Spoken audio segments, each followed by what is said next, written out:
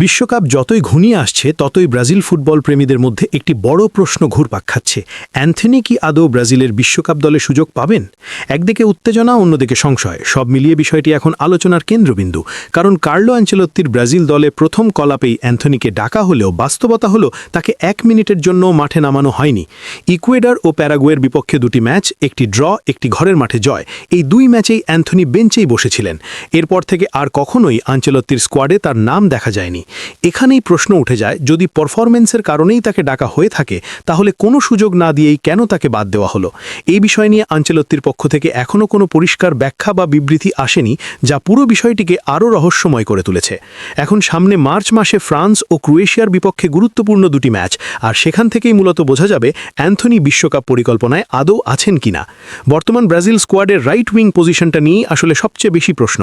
রাফিনহাকে এখন আর proper right winger হিসেবে দেখা হয় না। তিনি এই মুহূর্তে একজন versatile attacking player. Right wing, left wing, attacking midfield, এমনকি ফলস নাইনের ভূমিকায়ও তাকে ব্যবহার করা যায়।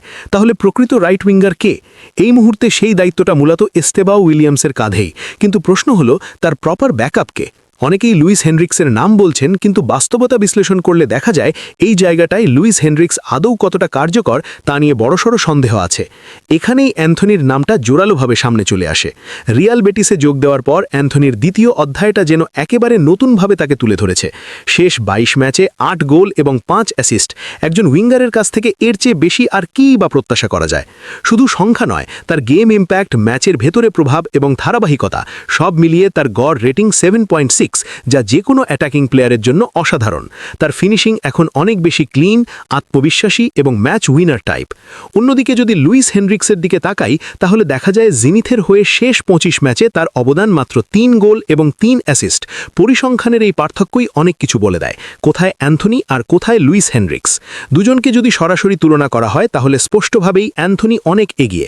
তার উপর সাভিনিও ইনজুরিতে থাকায় এস্তেবাও উইলিয়ামসের সঙ্গে একজন নির্ভরযোগ্য ব্যাকআপ হিসেবে অ্যান্থনির প্রয়োজনীয়তা আরও বেড়ে গেছে। সামনে অ্যান্থনির জন্য সময়টা অত্যন্ত গুরুত্বপূর্ণ। আজ রাতেই তার ম্যাচ রয়েছে রিয়াল ওভিয়েদোর বিপক্ষে, রাত 7টায়। বিশ্বকাপের আগে অর্থাৎ মার্চ মাসের আগ পর্যন্ত রিয়াল বেটিসের হয়ে যতগুলো ম্যাচ সে খেলবে, প্রতিটি ম্যাচই তার জন্য একটি অডিশনের মতো।